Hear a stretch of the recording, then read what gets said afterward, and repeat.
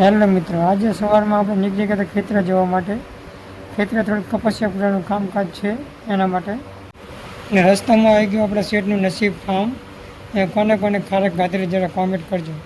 અને ફાઇનલી આપણે પહોંચી ગયા આપણા ખેતરમાં. જોઈ લો, આ છે ખેતર. ને આ છે ભરતભાઈ પટેલ. આપણે એમનું ખેતર મજૂરી ભાગે રાખેલું છે. તો આપણે વરસાદના કારણે થોડોક કપા ઉતરી ગયો હોવાથી કપાસિયા પૂરવાનું છે આજે. જોઈ લો, આ રીતે કપાસિયા પૂરવાનું કામકાજ ચાલુ છે આપણે.